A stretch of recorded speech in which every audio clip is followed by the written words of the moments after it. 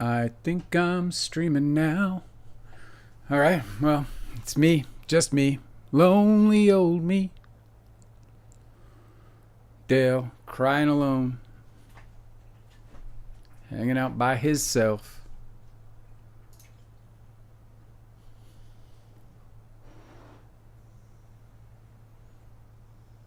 I await the peoples.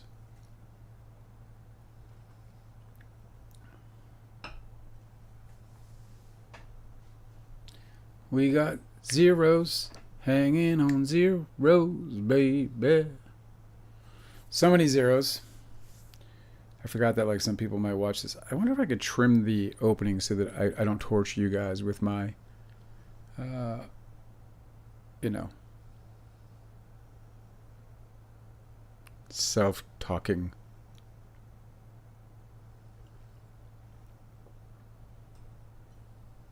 When somebody arrives, oh, we have somebody on TikTok. Who can it be? I do not know. I cannot know.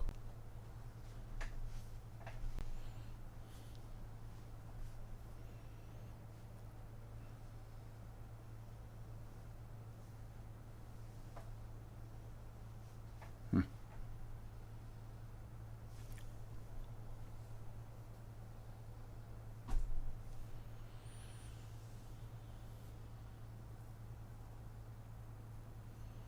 Pepsi, yep. Popcorn, yep. I always wanted that job. Whenever I went to a ball game, I wanted the job of the guy who sold the popcorn, and he would throw it down the aisles, and dudes would catch it and then pay as he walked by. Love that shit. Oh, Delicate's here. I love dragons too. What's up, guys? Yeah, you're right. I agree. I watched yesterday's. I was really stressed out. You're right. Thanks for saying so, Cosmic. You're right about that. I feel much better today. I don't know why I got so stressed out. You know what it is, man? It's the lies, bro.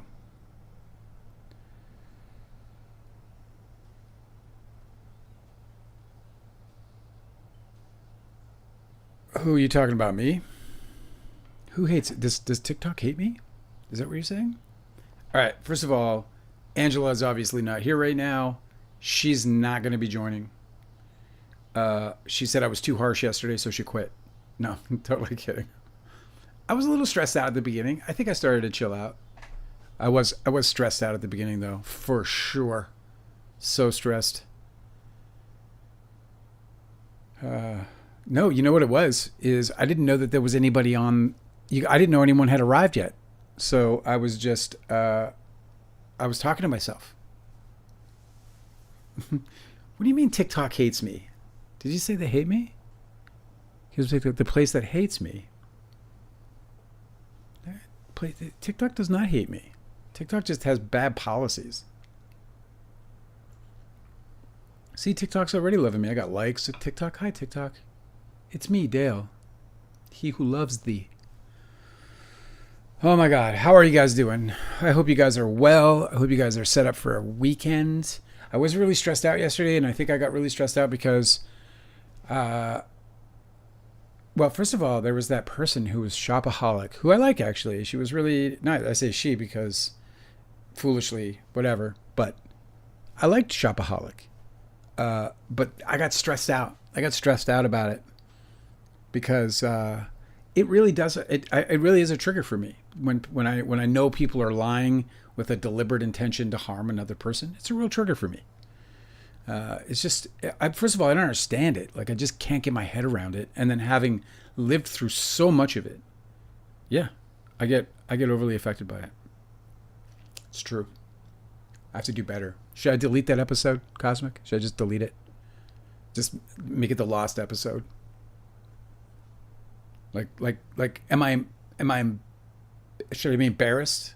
Did I embarrass myself?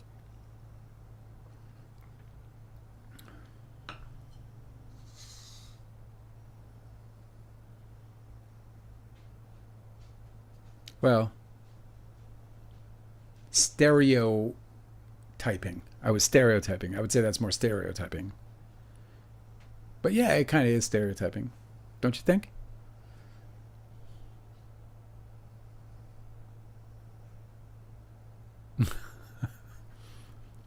People love that. People love the tension, do they? All right. Well, listen. Uh,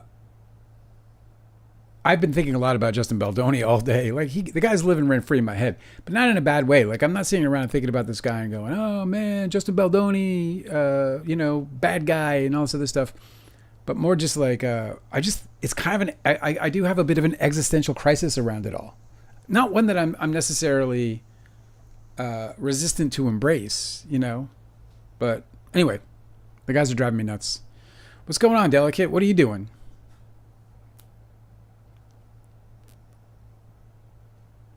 How are you? Are you doing well tonight?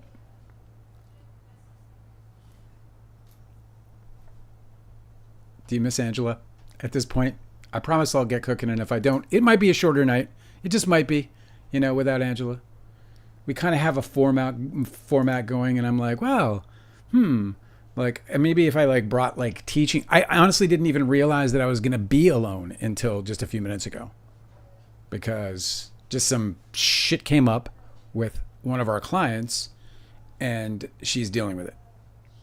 She is the she's the dog business. We have a dog business where Angela trains dogs and I walk them.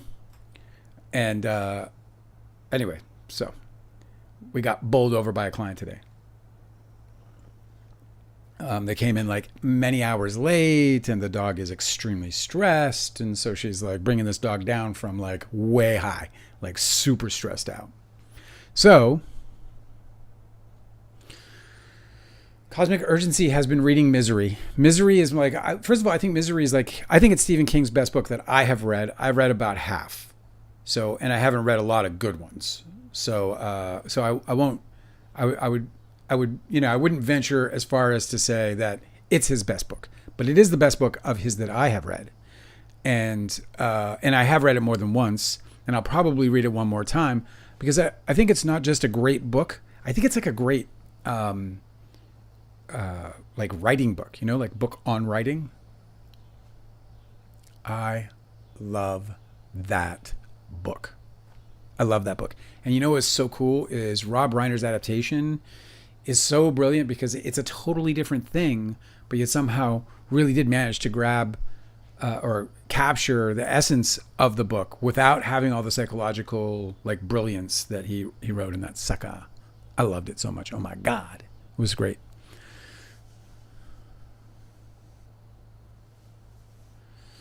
Oh my God, I love this. So Delicate is overwhelmed by her work, but she's potentially creating an e-learning course for dementia. So is that like something private, like something you're just creating to basically help individuals who are dealing with dementia in their family? Because that's brilliant.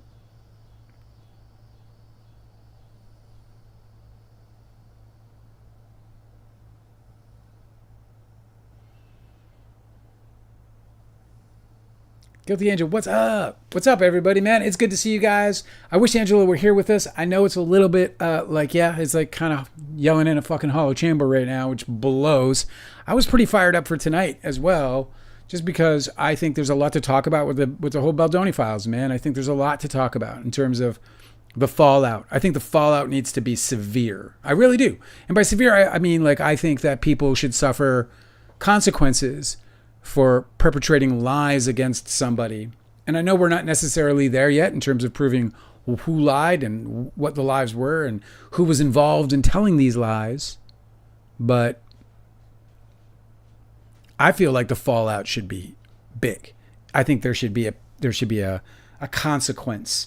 I hope that I doubt it, but I just had a little fantasy that Lively is like gonna put together, more plaintiffs, or sorry, more defendants.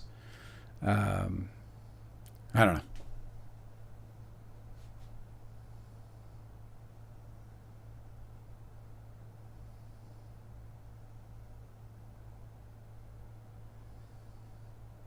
Guilty Angel's worried her boss will think she's slacking. And this is something that we all go through. I hate it so much.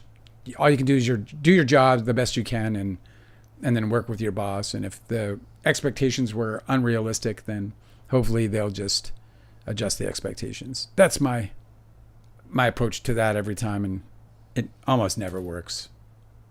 But you try. You try. It's good to see you, Guilty Angel. I'm glad you made it. On Zoran. What's Zoran? I don't know if I know Zoran.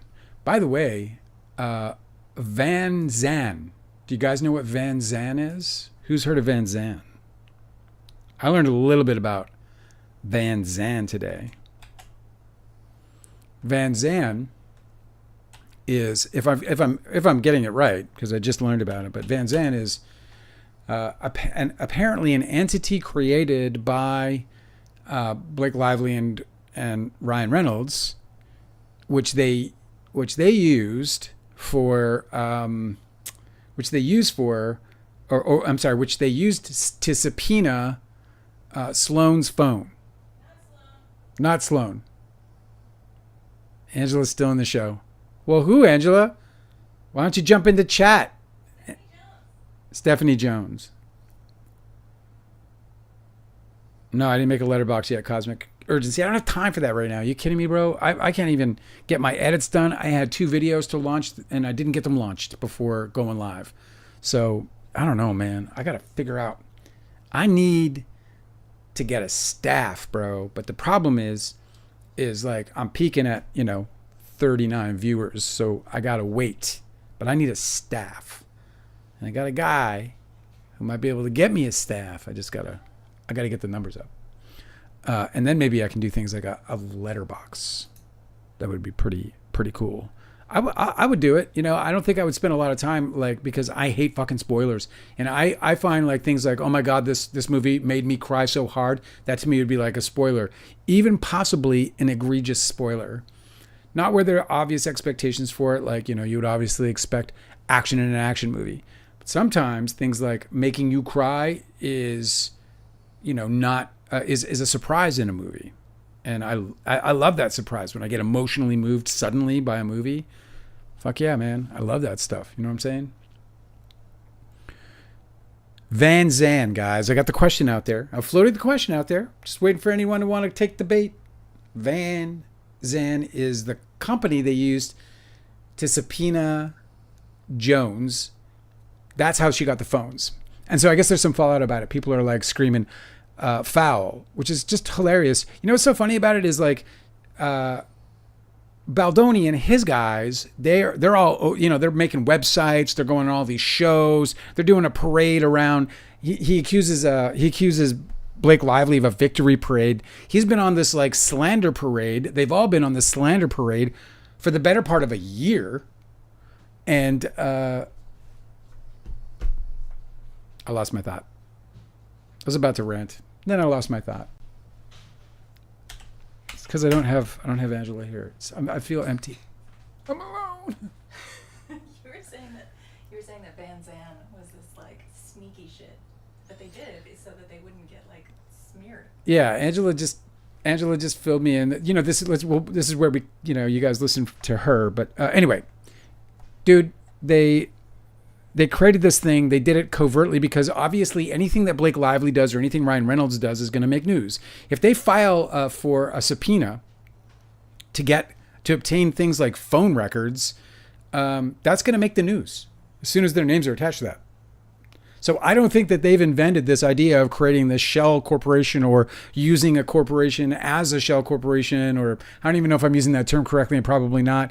But I think you're getting my idea, which is I'm sure it's quite common and has been going on a long time where people, big, rich, famous people, make fake companies or make companies to do their deeds so that they can go about business being untraced and untracked and unwatched. I mean, I would fucking do it in a minute if I was a famous guy. I'd be definitely having companies take care of some business that I didn't want everyone to know about. It doesn't mean that it's bad. It means that I don't want you to, I didn't want it to make, I don't want to make it your business. Right? So the idea that Ryan Reynolds is creating this. I mean, it's fucking brilliant. First of all, I didn't even know people do that. But as soon as I heard about it, I'm like, yeah, of course they do that. I would do the same exact thing, 100%. So he created this company. The company subpoenaed Jones's phone records, and that's how they got all of the goods. That's how they broke this whole fucking thing open, because she had to answer the subpoena, and she provided them, and it was all, covertly done. So I think it's just, and what's so hilarious is the way in which these guys are bitching and whining about losing so bad. Do you know what I mean? Like, have a little grace. Guess that's too much to ask, right? Why would you say it's shady? Evolve with Kiana. Why would you say that that's shady? That's brilliant. It's brilliant. There's nothing shady about that. There's nothing shady about that. They didn't hide the evidence. They brought the evidence forward in a lawsuit. They let everyone know. All they did was get the evidence quietly. What's so shady about that? There's obviously nothing illegal about it. Nobody's been charged with any crimes. Nobody's threatening to be charged with any crimes. The evidence has been let into the lawsuit, so I don't see the problem. If it was all legit, says Evolve with Kiana, I guess. If it was all legit, then just hand over the docs. What docs? They handed over 3,000 docs. The party not handing over docs is Justin Baldoni's side. I think they've handed in, last I heard, was like 80 some odd pages to Blake Lively's 3,000 plus. Look, I think it's fairly obvious on a legal standpoint who's winning this thing right now at this point in the game. Wouldn't you say? Wouldn't you agree with me that Justin Baldoni has been basically getting his ass completely kicked? And only not because like Blake Lively is better than him, but because the truth is kicking his ass, because he's a liar. And his lawyer is a liar, and his publicist is a liar, and his partner is a liar. Oh, that's great. I pronounced it correctly, guys. I must be a writer. I'm not. I mean, I am, but that's not why I pronounced it correctly. I just got lucky.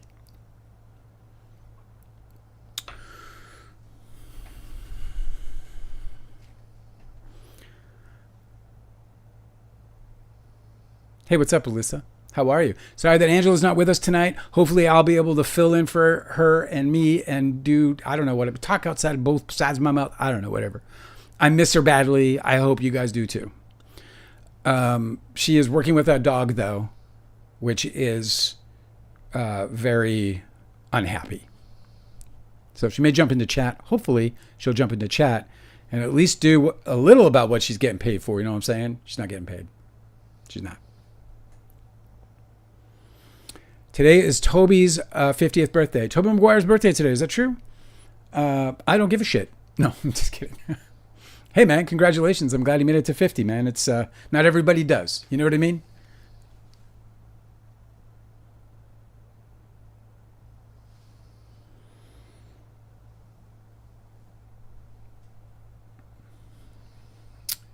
Delicate says, and also stop bitching about documents when Blake has produced 3 times the amount of documents in Discovery. So Justin shouldn't get shit until he starts producing Discovery. Yeah, I mean, eventually that's going to be what happens. I'm sorry if I'm ignoring you, TikTok, because I'm not meaning to. I'm just pulling one shift on two platforms here. So I love you guys. I haven't seen who's here yet, but hi, hello, and please stick around and hang out with us. Where are we? So Justin shouldn't get shit until he starts producing Discovery. Well, yeah, of course. I mean, and he's going to be compelled to. And if he doesn't, then he could be held in contempt, and he can start, facing fines. But worse is that he's going to head toward a judgment, a default judgment, because there can be a bench judgment in this situation. This might not even get to trial. By the way, just so you know, this might not actually get to trial. This might be so bad, and this is why on the TikTok thing, I said this is only going to get worse for Baldoni. This thing may not even go to trial. And look, I'm no attorney. Don't take my word on anything. But I do know that the judge can, if the evidence becomes overwhelming, not burden the state or in this case the federal government with a trial if the outcome is absolutely likely. So if the judge decides suddenly like they're going to just sweep the floor, he might just award it to her without a jury, bro. And that's how bad it can get for Justin Baldoni. And I wouldn't be surprised if that's exactly what does happen. We'll see. Sorry, guys. Just shoveling my chair around to try to square up with TikTok. What's up, TikTok? We got 3 people at TikTok. We got 5 people at YouTube. It's a Friday night. Dale's solo, man. What are you doing? Hey. You know, start throwing that out. Hey.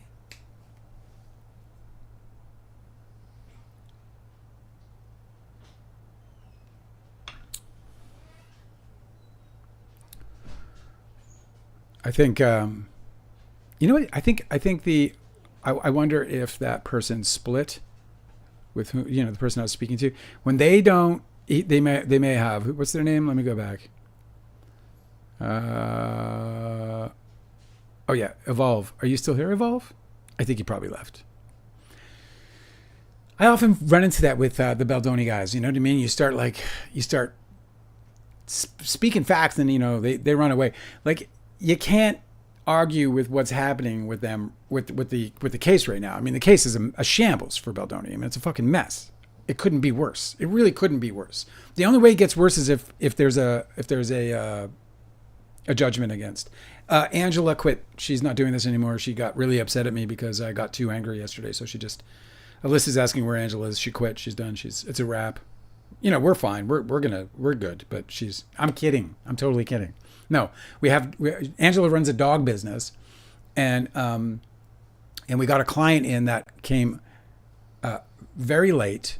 Was supposed to be here hours ago, and so there's a period that the dog acclimates, and they're very stressed out.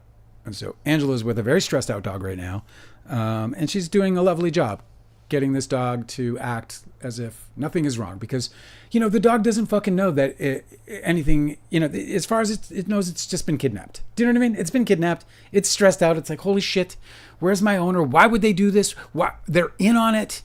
It's just horrible and harrowing and awful.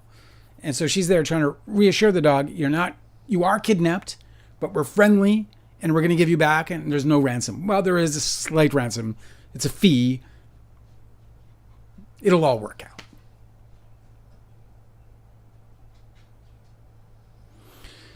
Oh my God. Letterboxd describes the characters in Don's Plum as teenagers. Well, that's sad. What's up, Jenna? What's going on, Jenna? Jenna is on TikTok. You guys remember Jenna? Good to see you, Jenna. Angela is not here with us today because... That's so funny, because like on TikTok, everyone's like, oh, it's just Dale, because it's always just me.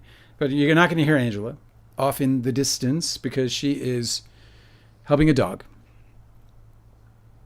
Well, that's a silly thing to call them teenagers, obviously. I mean, I guess there's probably 1 or 2 teenagers in the movie.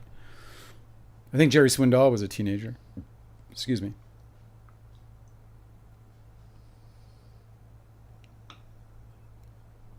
You know, do you guys get like feelings about like your life? Do you ever feel like something's going to happen? Do you ever feel that intuition, that like idea, like something's going to happen? It might be like, it could be anything. It could be dread, but it could also be like, do you think like, have you ever felt like, I think something good's going to happen? Like, it could be anything. Maybe it's something to do with work, or maybe you're not even putting it on something specific, but has that ever happened to you guys? You feel like something like good is happening? Like maybe, you know, out there in the universe in some way? Because I feel that way about my life right now, and I don't know why. It's not like something I feel because like I'm like, oh, you know, hey, I just want to, you know, be Dale, Mr. Positive Thinking. Like I feel this certain energy that I do not understand, and I don't know where it is coming from, where the origin of it. I feel something good happening. I don't know what it is because I'm broke as fuck. My book isn't selling all that well, and you know. You know, we're not pulling great numbers on our lives. We have great friends, but you know, we're still like very much trying to figure out where we're growing. And yeah, somebody asking about Don's Plum here. My theory is Kevin Connolly ate him on the set of Don's Plum. Ate who?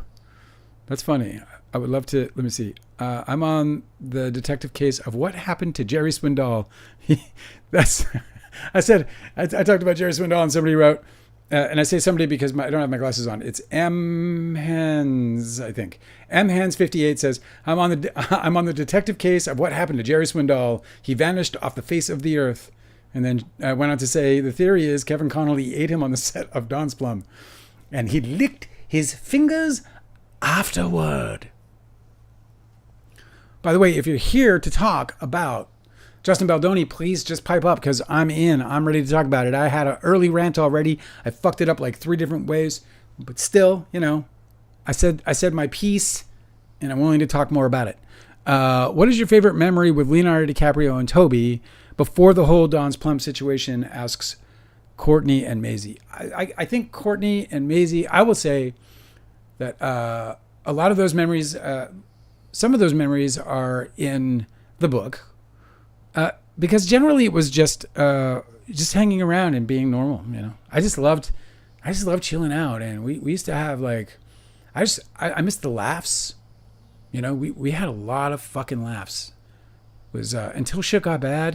It was the funniest group of people I ever hung around, second to none. And I was a stand-up comic for a couple of years and pretty much exclusively hung out with comics socially for a period. I mean, not exclusively, but hung out with a lot of comics. And them dudes were funny, and they made me funny. I think, maybe, I don't know, whatever. Jesters is asking if everyone here is on crack, and I think the answer is probably. Probably there's some of us. You got a problem with that? No one is. No one is, Jesters. Do you have nice things to say, though? Let me know if you do. I'd gladly talk to you about them. What's Cosmic Urgencies asking what Miss Marissa Ribisi was like? She's so spicy, 90s to me. Dazed and Confused and Brady Bunch. Yeah, well, I loved her, man. I thought she was a really cool. I thought she was a cool person, man. She was. She had like some sass. You say spicy. She had some sass. She had like a really great sense of humor. She loved having to deal out a cliche of like. Oh, I'm sorry, TikTok. I'm not being kind to you guys. She loved dealing with like dialogue about what happened to her hair. You know what I'm saying? Like she loved doing that. And that I loved about her. Like, quite frankly, I thought that was the coolest thing, man. Like, how cool is that? That she was just like all about like, cause that's some mediocre shit, right? But I thought it was funny, and that's why I wrote it. And I thought she did a really nice job with it. Jenna's saying that she hopes I know that Don's Plum is her favorite movie of all time and that it means so much to her. Well, I do know because you have said that before, and I want you to know that Don's Plum is your favorite movie is like a dream come true for me, especially all these years later. Because let me tell you, the one thing you want to achieve if you're writing a book or you make a movie or you do anything and you're letting it out into the wild, the one thing I think you might want to achieve, certainly for me, I want my stuff to live on. I have this weird, like, sort of fascination with leaving your work behind. Like when I was a kid, I used to fall in love with like archaeological shit and art, like all the art, the Egyptian art and just all, obviously Greek, Rome, ancient Greek and ancient Rome, and then all the way into all the Renaissance period and just all that ancient art and how it keeps living on and how these masterful artisans created this stuff. And I was like, wow, I mean, imagine being that guy. And I don't think I have done that. And I don't know that I will in this lifetime, but that I do have something that might last a little while is pretty thrilling. I do think at least that, for a time after I'm gone, people will remember Don's Plum and maybe even my fight to save it. What's up, Tanner? It's so good to see you, dude. I hope you're well. Very, very, very good to see you. Angela's not with us this evening. She is working with a dog, which needs taming. It's so we might be running. We might go shorter. We'll see how things go. It's all about like interacting with you guys. If you and I are going at it, we're gonna have a great night. And if not, then I'll probably peter out because I'm only half as good without her. It's just true. I'm only half as good without her, and that's on every level, man. My heart and my work. Here's a funny one for you. Kevin Spacey declares that he won't collaborate with those in Hollywood who judged him guilty. Did you hear that? Kevin Spacey's not going to work with people. Isn't that fucking funny? Can you imagine? That's like me saying I'm not going to work with people if people sided with Leo. I mean, it's not because he's Kevin Spacey. He's an Academy Award winning, incredibly like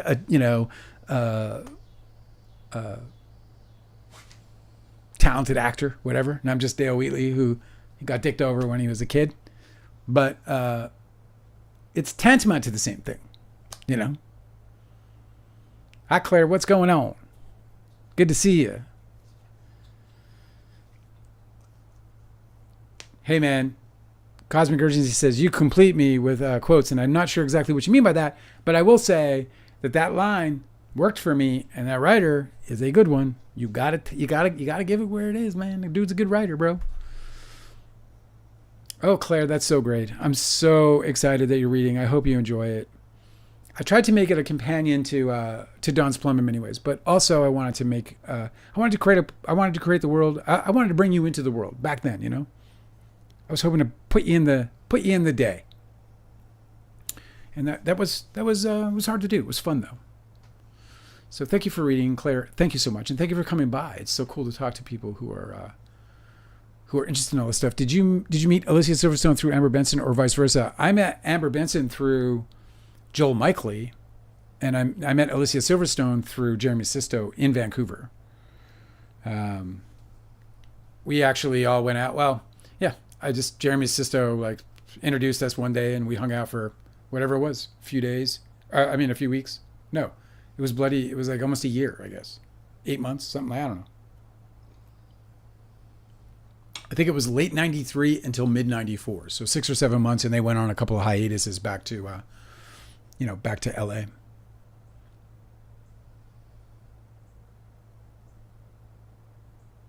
Katie, it's just me who's confused about Leo's childhood. The stories are always changing. Well, what story is changing for you? Is it Katie? It's Katie.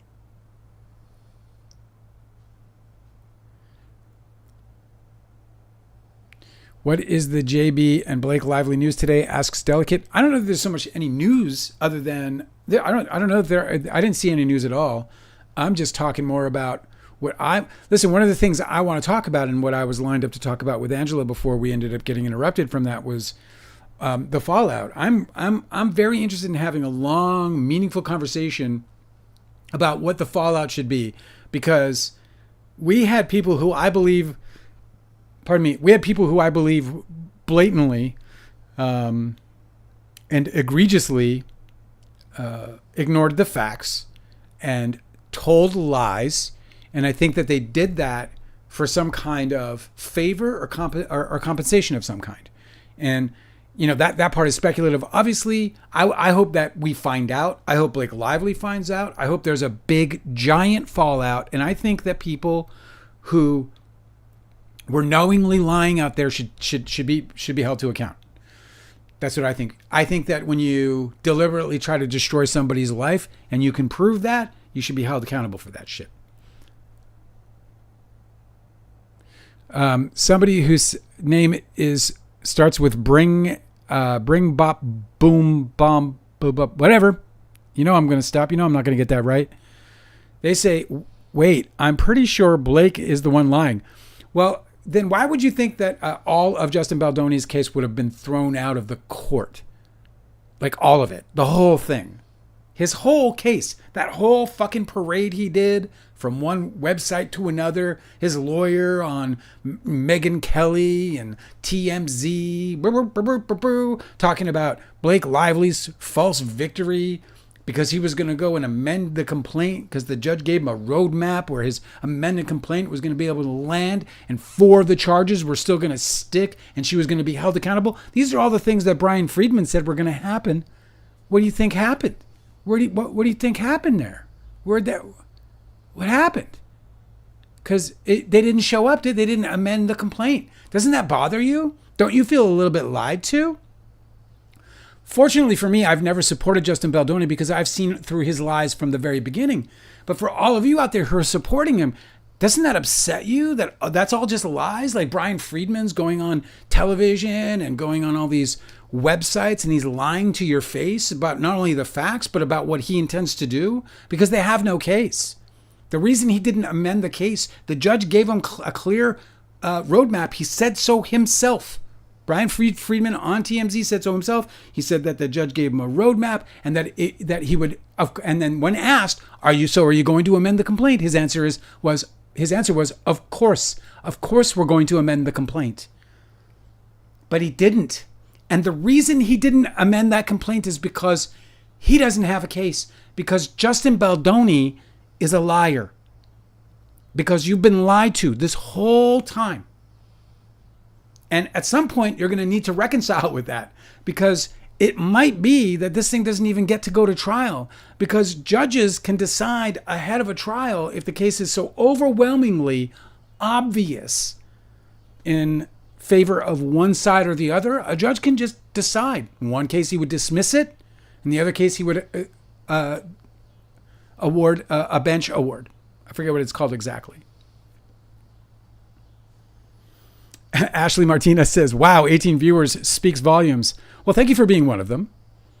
And please do hit that like button before you leave. What do you mean? Like, what are you here then for? I mean, yeah, I'm just starting out on YouTube. This is like, I've been here less than a month. I have 15 viewers. And you're one of them. Kisses. I mean, what are you doing?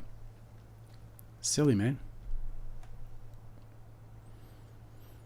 What else we got here? Is it just me who's confused about Leo's childhood? No.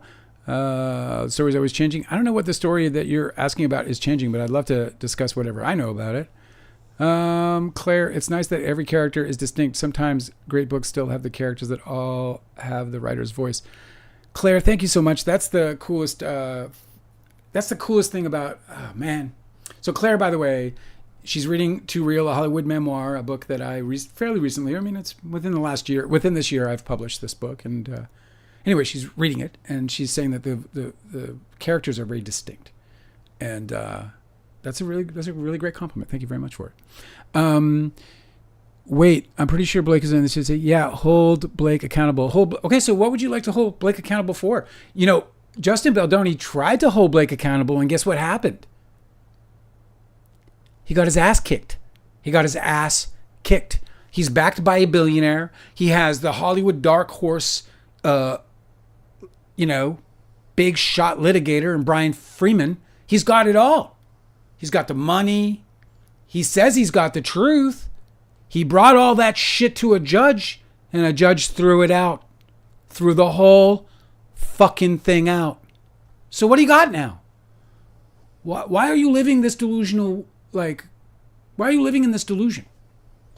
Don't you want to live in a reality that speaks truth?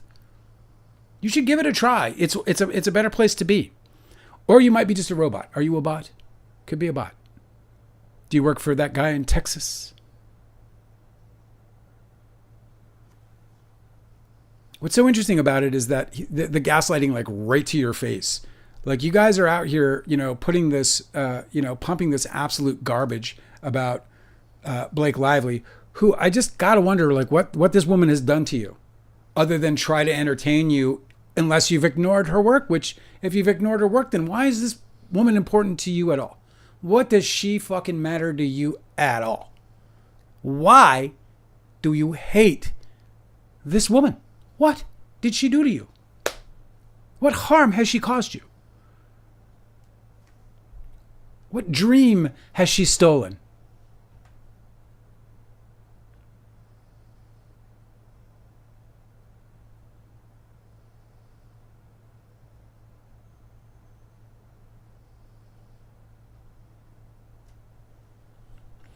Cosmic Urgency says, I'm going to try and force myself to actually write my screenplay instead of continuing to take endless notes. I just need to fight my brain to stop letting it morph, but it's so hard. Well, here's what's so great about, I'm going to help you right now. And God, here's what I'm thinking about that. Here's what I do. I write a treatment, 5 pages, beginning, middle, and end. I expand that with little bits of dialogue and filling in with sort of subplot themes, whatever, to a 20-page treatment. And again, always building to each of the tempoles first sort of cast in the first 5 pages. Beginning, middle, end. Then I'm filling in everything up to those, sometimes adding what they call, Sid Field in screenplay. He called it turning points, first turning point, second turning point in each respective act. So I'll build, my story to those in a 20 pager. And then I'll expand the 20 pager out as I start to get into the intricate details of the scenes and sequences that might lead up to each of those pulls. And then I'll get to that first draft. When I get to the first draft, I always have 130 or 140 pages of hot garbage. Just straight up hot garbage. It's shit. But here's the important thing that you should never do. You should never look back until you've gotten to that place where you have one piece of hot garbage in your hands. You have to finish the first draft. You cannot look at one note. Listen to me. Don't look at one note. Don't even look at your own notes. Don't go back and rewrite. Don't do anything. Write to the end. Because what will happen is as much as it'll be nothing but hot garbage by the time you get there, you're going to have so many important parts of your story and your script realized in terms of where they belong, why they belong there, and what's going to get you there. You're going to discover all the different ways in which characters can start to branch off into their A and B sort of subplotty ideas, where their subtext might lie. All that stuff will start to sort of slowly reveal itself. But it's not until multiple drafts. Where writers fuck up, bro, is they don't keep writing. They stop and they rewrite, or they think they got it wrong, or it's not good enough, or people will never like that. It's never going to be good enough in the first draft. You have to let go of an idea that you're going to write a good first draft. That's not going to happen to you. It didn't happen to Ernest Hemingway, and it's not going to happen to you either. And that means you can't compare your first draft to anything that inspires you. You can only let the things that inspire you, but the minute that you compare your first draft to the completed drafts of some of the masters out there, your work will diminish quickly. You will feel the imposter syndrome overcome you, and your work will stop. All of those writers who wrote the stuff that inspires you went through multiple drafts, multiple drafts. They toiled with all of the issues and problems. They wrestled with what was exposition into subtext. They did all of these things. And it, in some cases, might take a year or two or three or four. Maybe they're tweaking it for a decade.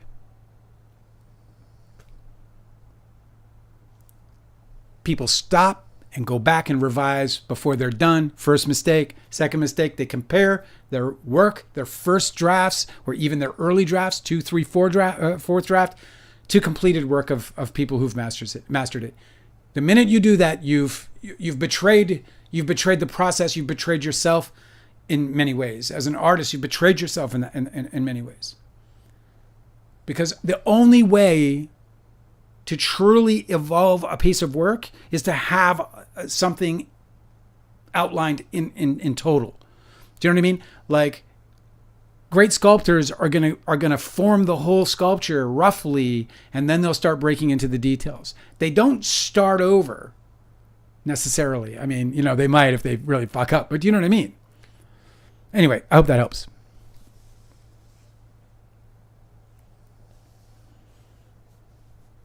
That was a cool little rant. I hope that's helpful, because this is, to me, the key. It's all, if you ask all the best writers in the world, I'm just a fucking guy who wrote a little movie, wrote a little book. Okay, so I realize I'm not Mr. Prolific.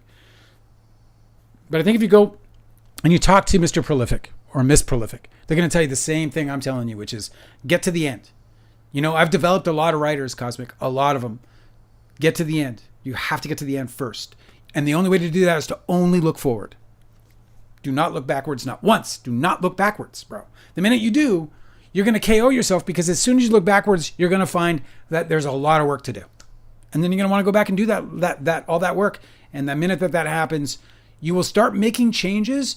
And the thing about why you can't revise ahead is because you're not exactly sure what's coming. And if you're not exactly sure what's coming, you're going to be making revisions to things that are going to need to be adapted even more, because they have to point towards these other temples, these other turning points throughout your paradigm, right? Throughout your story. So you just, as soon as you look back, you betray everything. And that's the important thing. And that doesn't mean that if you've looked back, you can't, keep going forward. You can, but you must stop any kind of revisions or notes. Not one. Don't take any until it's all done. And by the way, I don't take notes on my draft one from anybody. So I'll go and I'll do the whole draft. And then, some people take time off. I don't. I get right back on it and I go right back to page one and I begin again. And I do not show anybody anything until I feel reasonably comfortable that I have what I believe to be the structure that I want, the emotional structure, the action, the dialogue structure. I want all that in there in a sort of solid form before I hand it to an editor or a creative developer or somebody who might give me notes or a friend or a relative or whatever. And the benefit of that is, first of all, you're going to have something that is going to be emotionally moving for your reader. If you hand stuff in that's too early, then they're not going to be able to find a connection to it as easy. At least you risk that. And if somebody doesn't find a connection to your work, they're going to come back dry when it comes to notes, or they're going to come back with stuff that you're going to really have to dig through your own psychology to figure out what the fuck they were saying in the first place, because they're going to be too afraid to really step on the rice paper that is poor and undeveloped writing.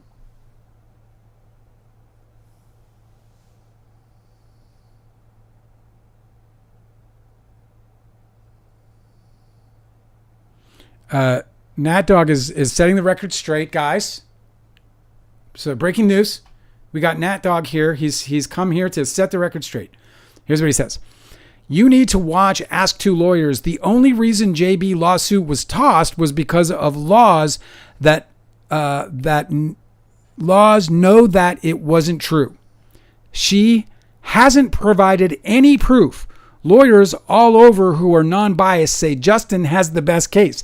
Justin has no case. Justin's case was thrown out of court.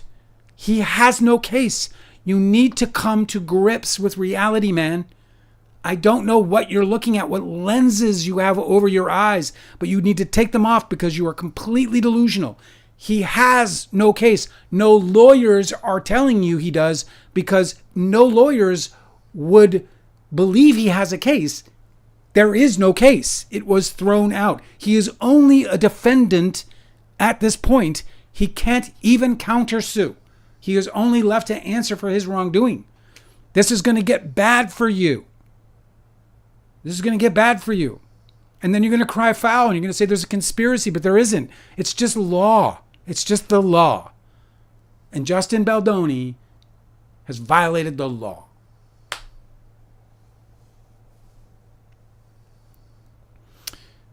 Delicate says that she's sitting back and watching all the Baldoni fans copy pasta their talking points like we have never seen them before. It's so funny, right? It really is so hilarious. Like, I mean, I can't believe that they're still reiterating the same shit they were saying like 6-7 months ago. It's just insane. His case to defend himself. That's not a case. He doesn't have a case. His case to defend himself that's silly. He can't have the best case. That's just, good Lord. Ask Two Lawyers is Team Baldoni. Yeah, well, and so they betrayed their oath. Listen, man, did you read any of what they presented? Justin Baldoni, did you read their website? What's your name, bro? Nat Dog. Nat Dog, did you read the website? You must have. You have to have. Did you? It's just gaslighting. The whole thing's gaslighting. Do you remember the part where they said that Taylor Swift, or that Blake Lively was holding up the trailer, holding it hostage? Do you remember that? Because she wanted more days in the editing room on the film, and so she was trying to force that by sabotaging the trailer. Do you remember when they said that? They even wrote it in their stupid presentation. It was a stupid presentation, by the way. And in it, they say, hey, Blake Lively, she tried to fucking hold up the trailer and all this shit. And then they actually provided in that same document what actually happened. And everything that they said or accused Blake Lively of doing was not true. In the actual evidence that they provided in their own document, Blake Lively lined up Taylor Swift. She finished the cut on the trailer that everyone passed on, everyone loved, and incorporating Justin Baldoni's notes It's just a load of garbage. It's called evidence, says NetDog. Well, if they had any evidence, why didn't they provide it to the judge for their lawsuit? What do you think that is, NetDog? What do you think happened? Explain it to me. Tell me about the strategy, the great legal mind that would file a $400 million lawsuit, parade it all over the media, only to have it thrown out in court because they didn't provide any evidence. And you're sitting here on my live and calling it and saying it's called evidence. You're trying to teach me about evidence. Maybe you should call up your friend Mr. Freeman and teach him a little bit about evidence, because he didn't bring any. So he had his case punted right out of court. Why aren't you embarrassed? How can you stay? It's just weird that you can like show up here and like be this way. It's wild to me. It's embarrassing. It really is. Am I allowed to say that? Am I making a violation? Maybe it's not. You're fine.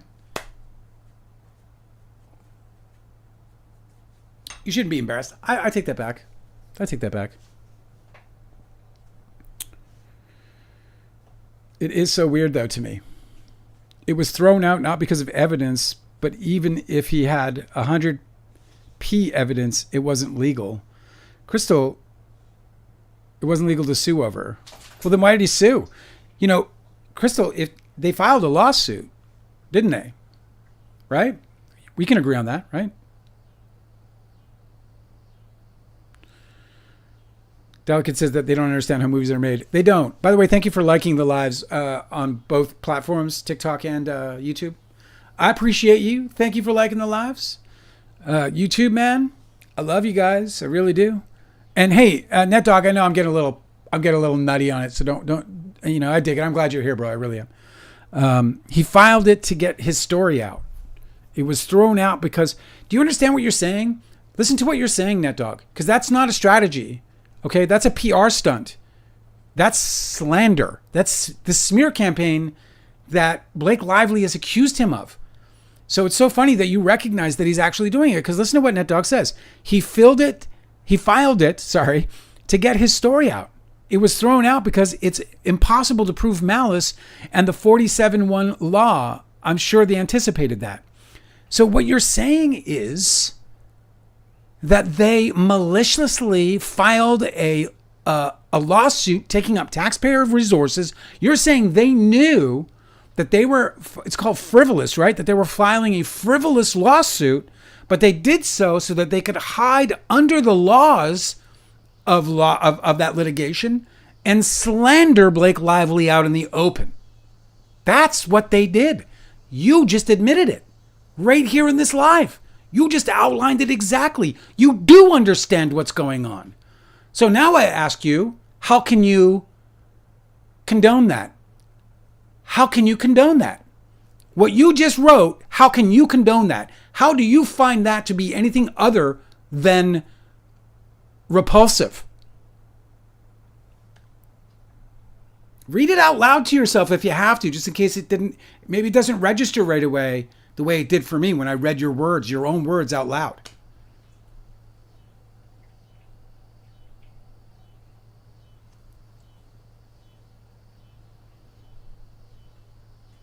Cosmic urgency is correct. You are right, sir. You are absolutely right, and I'm so glad to have you keeping me in check. I am here to help. NetDog, I'm here to help you. I want you to see the truth. It's written on the wall practically. It's really right there in front of you. You just repeated it, buddy. They used a lawsuit to slander Blake Lively. That's fucked up, bro. And should be illegal. And that's, by the way, do you remember? You must have heard, since you're following this and you have all these great facts with you, you must have heard then that Blake Lively has subpoenaed Brian Freeman. I do remember Team Baldoni shouting and freaking out about it. Oh, fuck.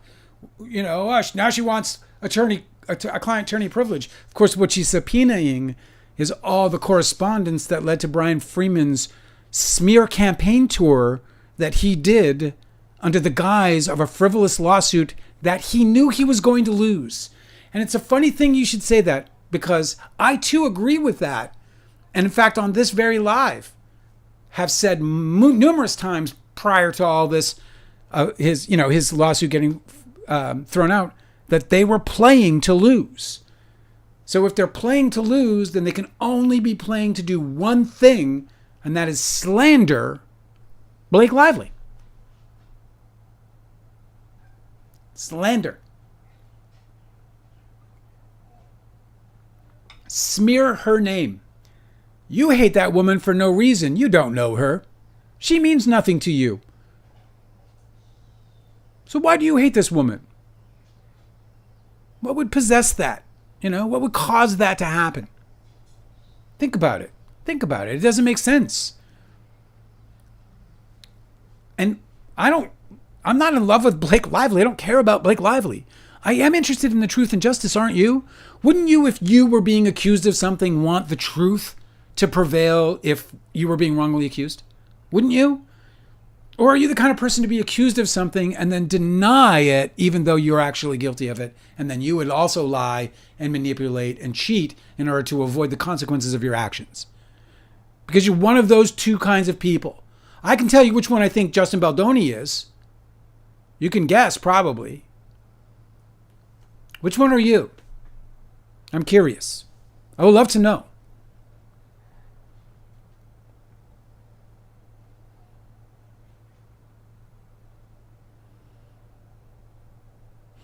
Store says, it's not slander if it's true. What are you saying? What you are saying he is guilty of besides defending himself? If he engaged in a smear campaign, then I think we'll see what happens when if it's proven that he smeared her publicly and that he intended to go out into the public to damage her, he's going to pay so dearly for it. Including the treble damages for retaliation. So it's not defending himself. He's not.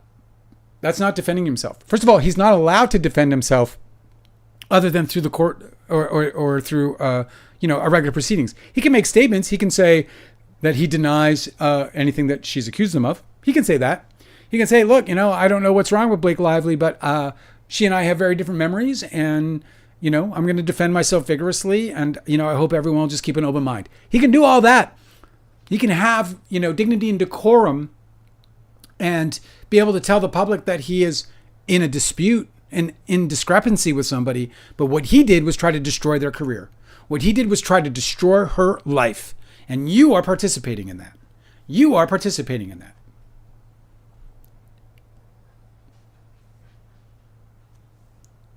You're participating in it. Especially if you already know that the lawsuit, if you're like our friend Net Dog, if you already know that the lawsuit was filed only as a shield for them to continue their slander campaign of Blake Lively and turn people like you into vehement hatred monsters who go out into the internet and jump into lives, even with people who only have 15 viewers, and start. And I'm glad you're here. Don't get me wrong. I'm enjoying your company, and especially because normally this is a 2-person show. My wife and greatest friend in my life, Angela, is normally with me, making this a far more enjoyable experience. But since I'm alone, it's really great to have you here. So I appreciate you, and I appreciate you sharing your thoughts with me. And I hope that you're willing to listen to the things that I'm saying to you, because you are being bamboozled. You're being lied to, and you're being used as a device. And unless you're getting paid for it, or you have some, other personal reason why you should help to perpetuate lies in order to slander a woman who has done nothing to you. The only thing she might be to you is annoyingly beautiful, annoyingly rich, annoyingly smug, perhaps. But she's done nothing to you, or to probably anyone you'll ever know. And she's done nothing to Justin Baldoni. She gave Justin Baldoni gold. Let me tell you something about Taylor Swift and what Taylor Swift means to any production out there. There are certain artists who are untouchable to productions, whose music you cannot buy because they're out of reach. They're out of reach financially, and they also protect the estate of their music.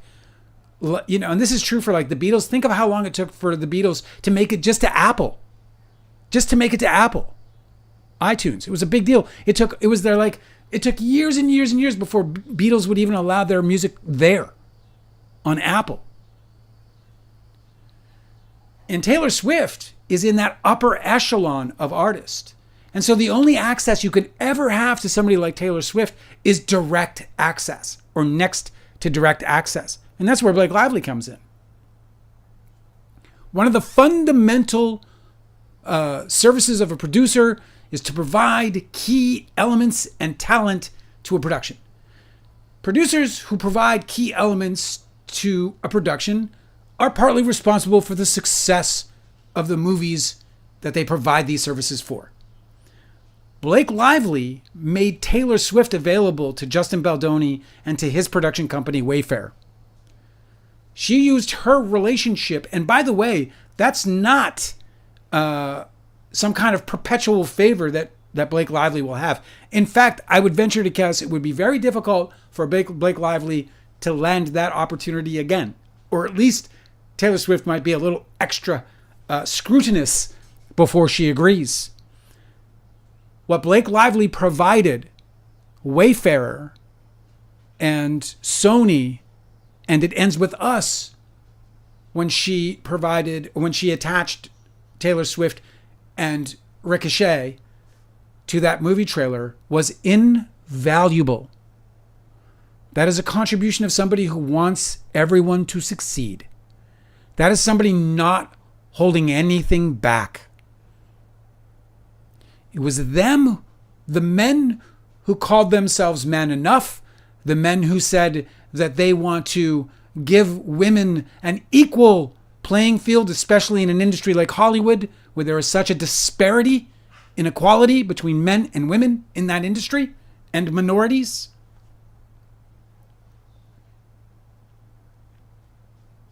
That's who she was working with. That's who she was trying to help. And when they had the opportunity to reciprocate, when they had the opportunity to promote her to producer, they wouldn't do it. They refused. They dug in. They chose all of the pain that they created for themselves.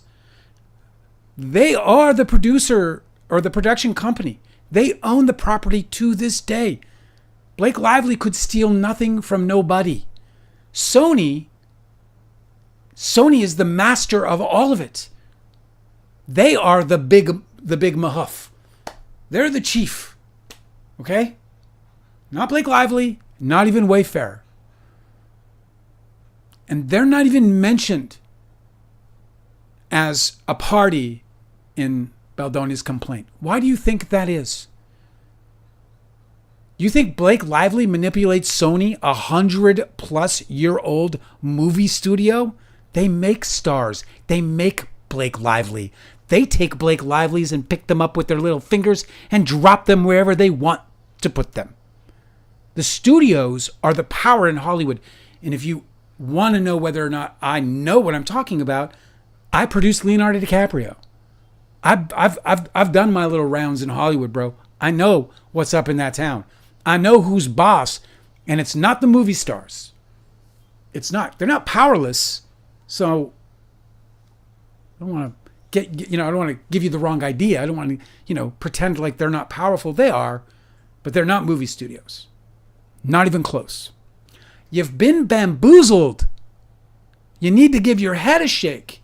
You need to understand the playing field. These guys came at you with some of the most stupidest shit I've ever heard people accuse others of in a Hollywood production. They said stupid shit like this wardrobe nonsense. She's postpartum. She's already had difficulty on the set that she's expressed through an HR complaint. She's 7 minutes away from the production office, and she asks for the wardrobe to be brought to her house that's 7 minutes away. There's no producer in the world that would not do that for their A-list movie star. No producer in the world that would not do that for their A-list superstar, unless it's something more, involved in terms of wardrobe, like, it's, Lord of the Rings or some, period piece.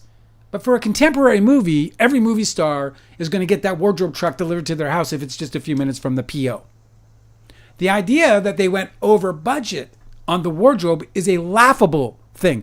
And if you actually look at the evidence that they provided by the line producer, all the line producer asked for was to have the card charged. That's it. He just wanted the card charged. He said they were over budget and they needed more money. Let me tell you that if there is a budget crisis on a movie, they don't just ask you to up the limit on the charge card. There's a meeting held with all the above the line important folks and they figure it out because that money's got to come from somewhere. Where that money came from for the wardrobe was called the contingency. A small percentage of money set aside for unexpected expenses. That's all there was. Just a few unexpected expenses. But they made a villain out of Blake Lively. And you bought it. And you took to the streets. You took to the internet streets, the proverbial streets. And you called her this and you called her that. Because she wanted to try on the clothes in the privacy of her home, just minutes away from the PO, while she dealt with a postpartum body.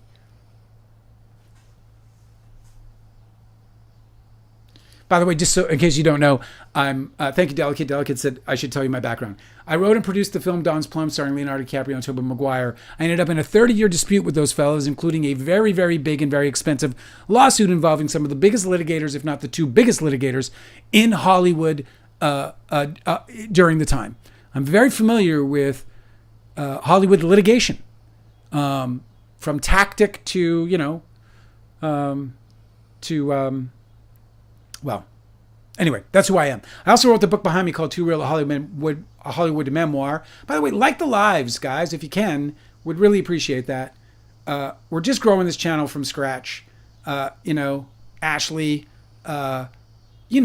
you're here enjoying hating on me. So give me a like and hate on me at the same time.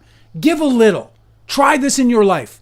Give a little since you can take so much. You're here taking, you're feeding off of this. You love this. You think I'm some kind of fool and it's filling you up. Well, press the like button.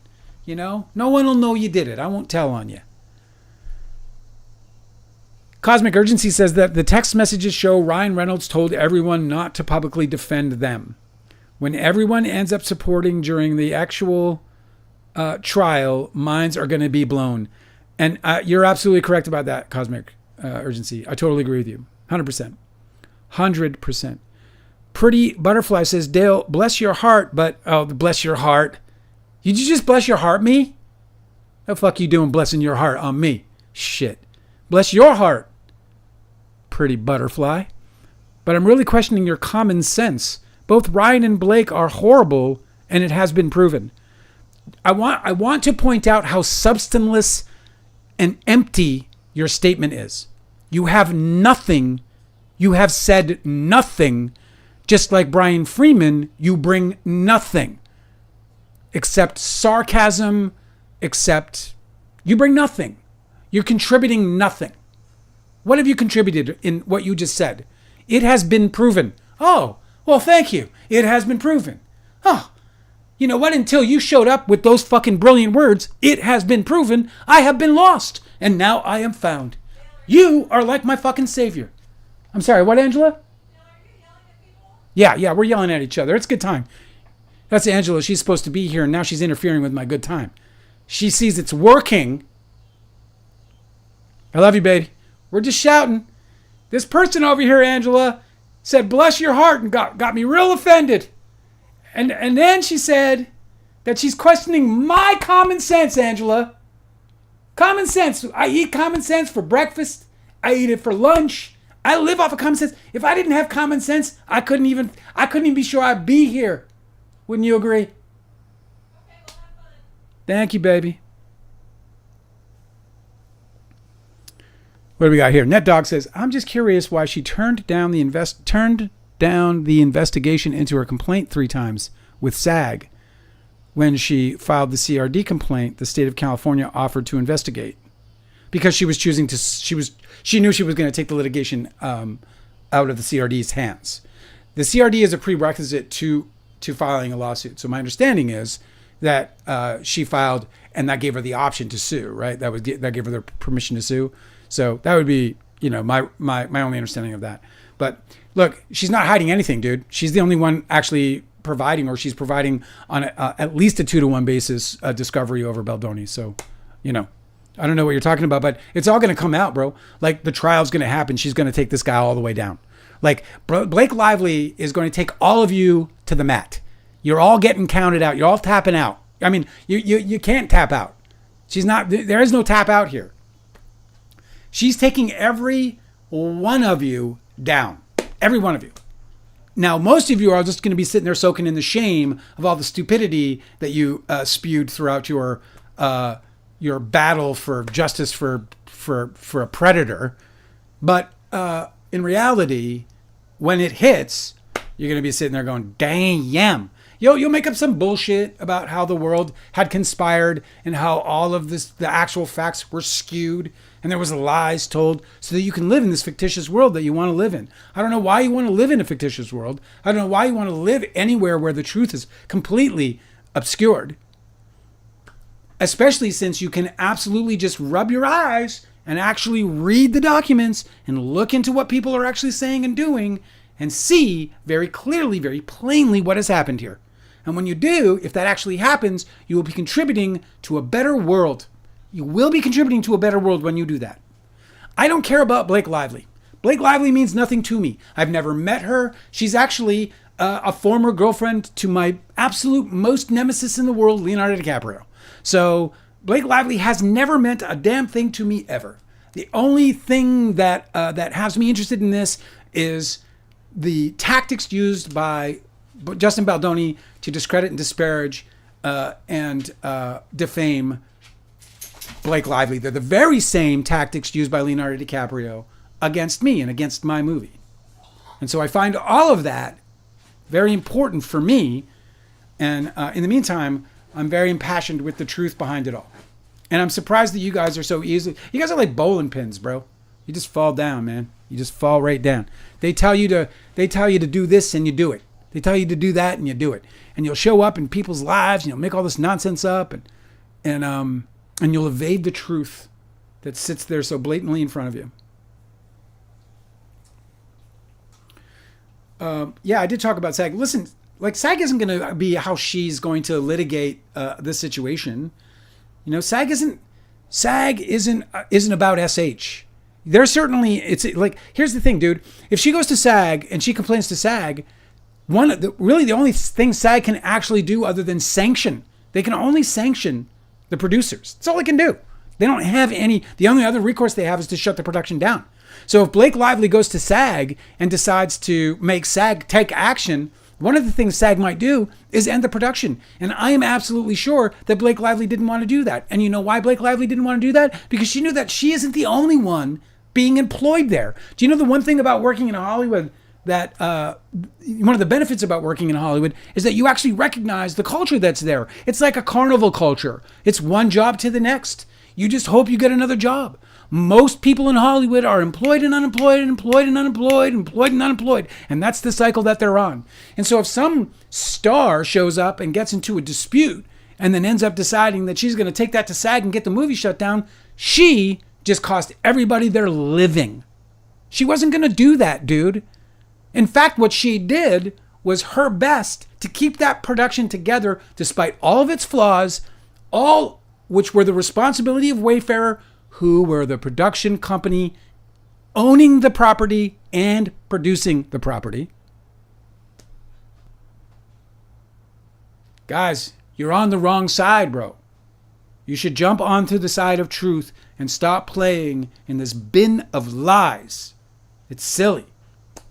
It's really, really silly. She may be innocent in all this, but she did mess up that press tour. My friend was disappointed in her interviews because this book meant a lot to her. Well, why wouldn't your friend be excited then that the movie made $350 million on a $26 million budget? In Hollywood, that's considered a blockbuster success. I'm not sure why your friend isn't celebrating.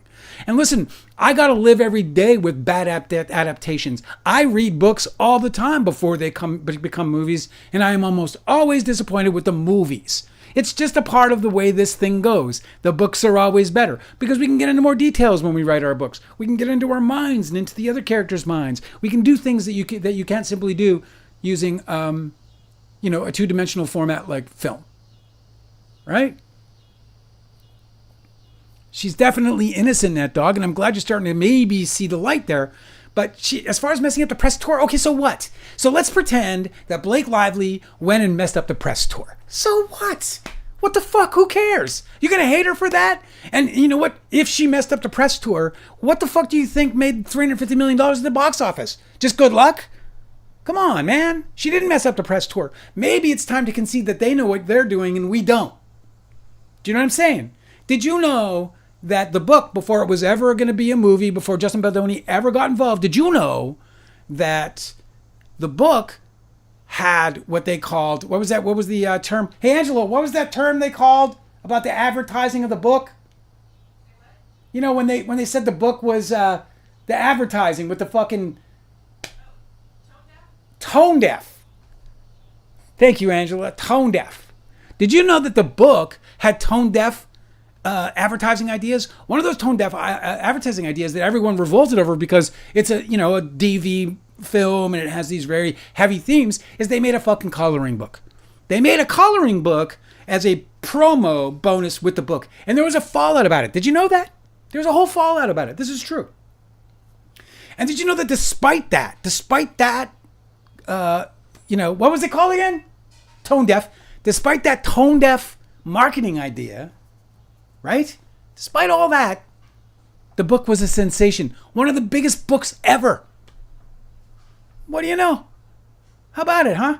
And then Sony puts out some tone deaf marketing, just like the book guys did. They put out some tone deaf. Sony put out some tone deaf. And just like the book, the movie was a giant success.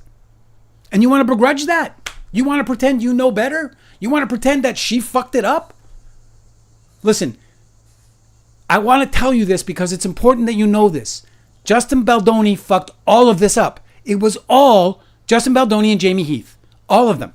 The whole thing was them. This was their responsibility from the beginning, even if they didn't want to follow their own mantras and their own, business model of man enough. Even if they didn't want to do all that, they still had the responsibility of being a company producing a film for a public movie studio, Sony. So that means they have to adhere to things like HR complaints. And in every corporation, there's a protocol for HR complaints. And 100% of all protocols in the United States regarding HR complaints has no retaliation. They all don't allow retaliation to the complainant. And that's what Justin Baldoni has done. And then he made a lawsuit that was a joke, or rather a shield, to continue his slandering of a woman's career. And he destroyed her reputation and he destroyed her life, or altered her life. Didn't destroy it. Her life is pretty hard to destroy. Do you know what I mean? She's got a husband who just became the most. Did you hear about Ryan Reynolds, by the way? He's just got the most. What did Ryan Reynolds win? He's on the cover of Time magazine. Ryan Reynolds is on the cover of Time magazine. This fucker just keeps winning. He just keeps winning. What are you gonna do? Oh God, that's gonna be driving you crazy. He's winning, bro. He just keeps winning and winning and winning. Isn't that crazy? God, that's gotta drive you crazy. I'm cheering the guy on. Me. I want him to win. I want him to keep winning. I'm a Canadian. Did you know that? So I'm proud. I'm proud of my boy. He's my boy. There's only a few of us in Canada. There's like just a few of us. All right. Cosmic Urgency says she didn't really mess it up. She was thinking about the people who hadn't seen the movie. It's a twist that he is abusive. At first, it seems like a romance film. They wanted to surprise the audience. Oh, that's interesting. Yeah, I didn't watch the movie because it's not my thing, man. I don't really watch those kinds of movies, man. Not intentionally. If I stumble on one and I watch it, I might find myself getting absorbed in it and be like, oh, this is fun. This is cool. I'm going to do this shit,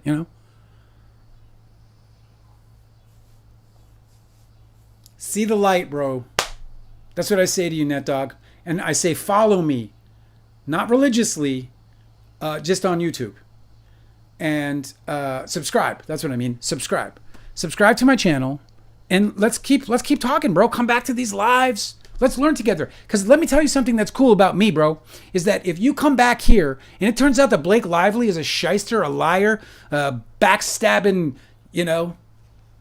piece of shit, she's all the bad things you've been thinking or others have been thinking that you've been listening to, I'll be right there with you, bro.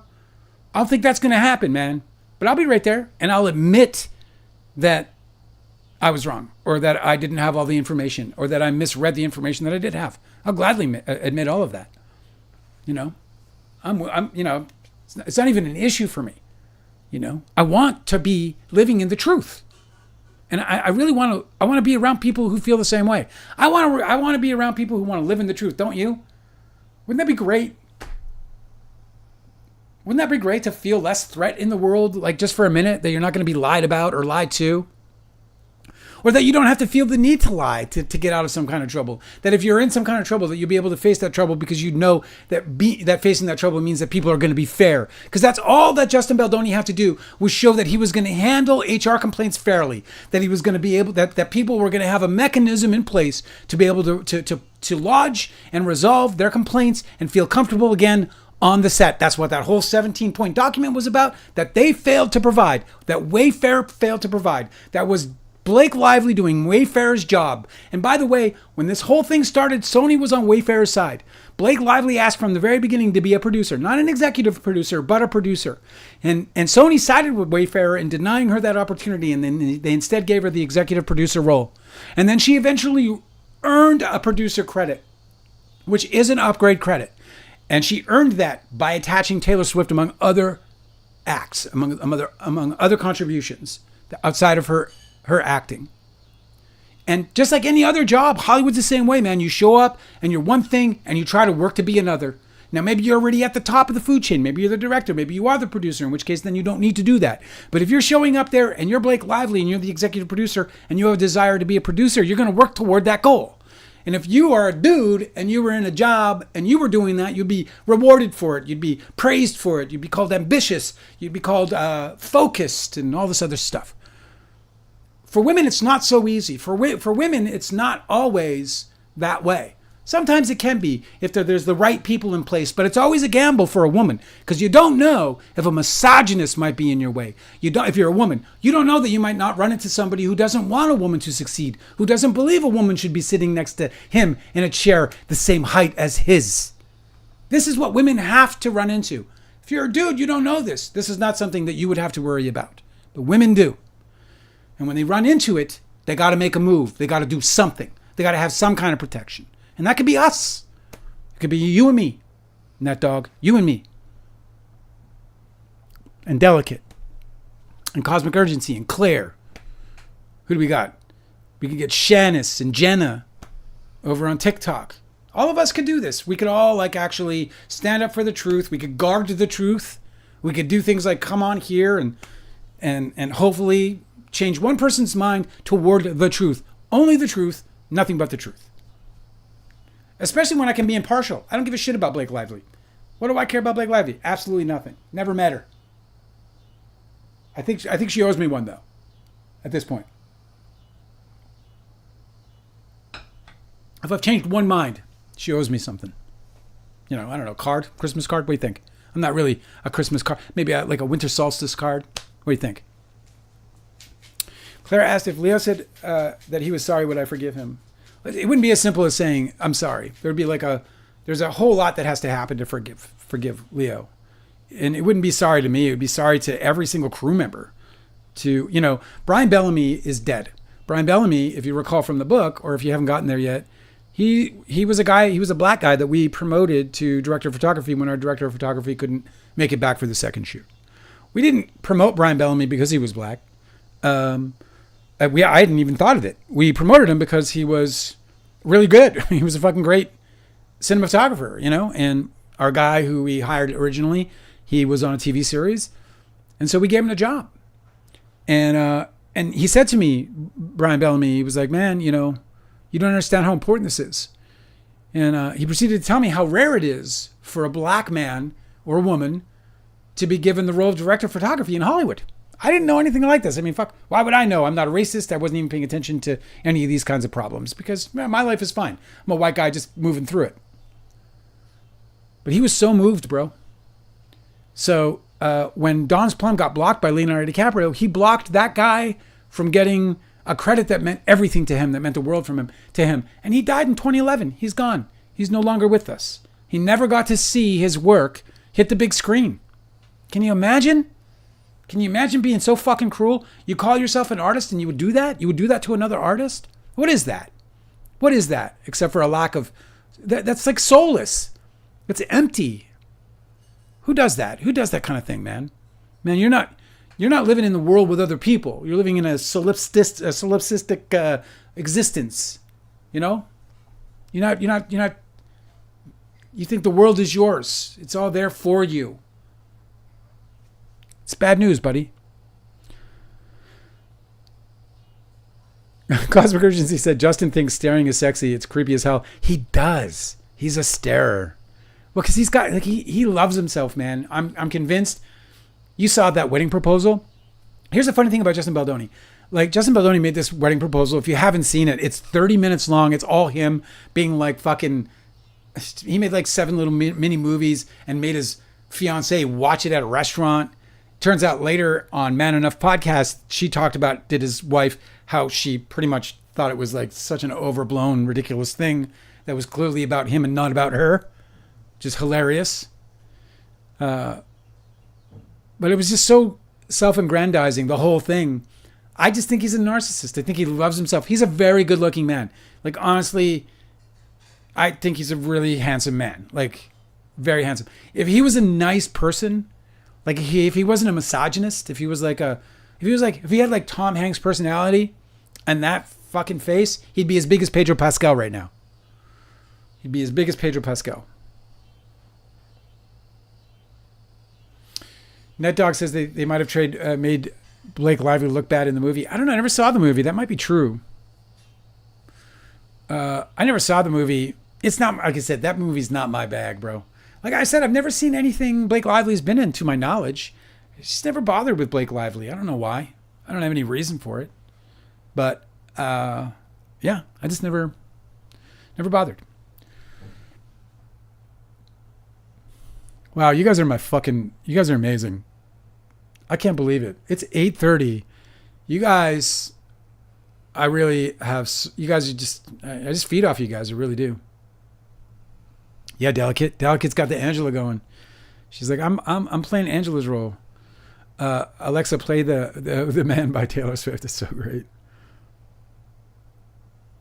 I'll tell you, Claire, to your question about Leo saying sorry, would I forgive him? I really would love a resolution. I would. He hasn't done anything unforgivable. No. But I think that the apology has to. It can't be like a okay, no mas. It doesn't matter, man. I published the book. It's a done deal. It's a wrap. You know, I mean, yes, I have 100 more embarrassing things that I could publish about Leonardo DiCaprio, but none of them are relevant to my story and relevant to my opinion of him and what led to what I believe. Like all the stuff that's in there, even the peroxide, salacious stuff, all that stuff, that was all, you know, I believe a part of the problem that, you know, built between us. The movie sucks balls, says Guilty Angel. The movie is laughably horrible. I might have to watch it. Imagine a laughably horrible movie making $350 million. It must have had something to do with the marketing. Do you know what I'm saying? Like, there you go. Like, here's just another piece of proof about how fucking successful the marketing was. Do you know what I mean? If, like, this movie is horrible and it made $350 million, that is all damn marketing. With a big book, that they call that IP, right? So, strong IP, Colleen Hoover's book, and crossover stuff, Taylor Swift's song. Just massive, bro. Guilty Angel said it's unwatchable. That's pretty funny. I'm going to try and write the draft all the way through, Dale. Said Cosmic Urgency. Probably would have continued focus on rewriting the same scene over and over again. So thanks for that. Just do it, man. Hey, listen, bro. You get here's my offer to you. I am phenomenal at giving notes. Like, I mean, phenomenal. Like, I'm not fucking kidding. I don't think there are, I don't know if people can be better at it than me. I think you can be as good as me. Maybe you can be better, but I'm that good at giving notes. I can develop a property from absolute first draft garbage to the best, its best possible form. And my focus isn't on as much the property as it is on the writer. My focus is always on the writer. My focus is on for you to find where the heart and soul is in any particular moment, scene, sequence, whatever it might be. Get through the first draft, then you're going to be motivated to continue. And I will do a read for you. I charge a fair amount of money for that, just so you know. And I will gladly do that for you. Dr. Susan, hello. God, I didn't see your name the whole time. I'm sorry. I haven't been paying enough attention to TikTok. I don't know why I'm so absorbed in YouTube. I love you both. YouTube, TikTok. That's an offer. You can take it or leave it. You can also like say, fuck Dale, I don't need your help. Thanks, bud. And I wouldn't be the least bit offended. But I will make myself available to you for one pass. And anyway. He's like, oh, that's what you're going to try and upsell me. That's probably what you're thinking, aren't you? I'm not going to upsell you, bro. I actually just want to write books for a living now. TikTok, I'm sorry that I'm making you guys go back and forth here. I don't know. What's going on? I just can't get it right.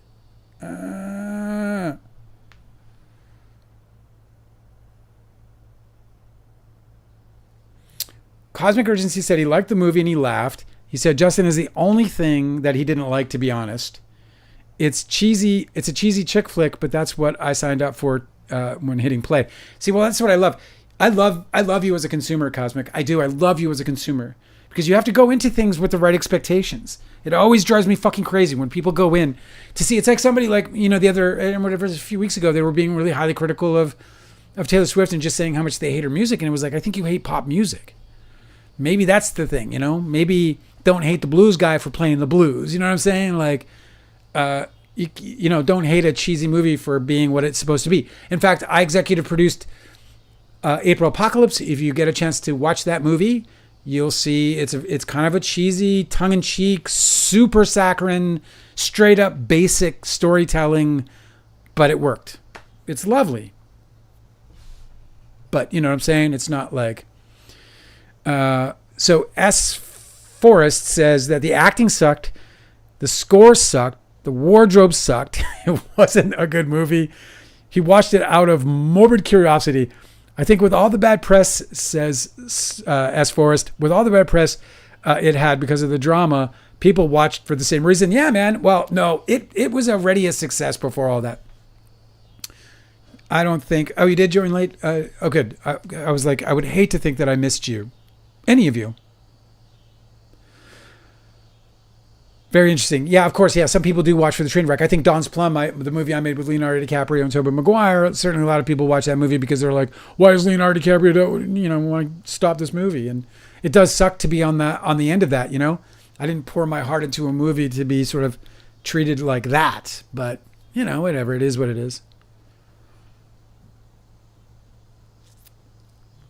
Really glad you're here, S. Forrest. Please do follow if you want to come back and have more fun.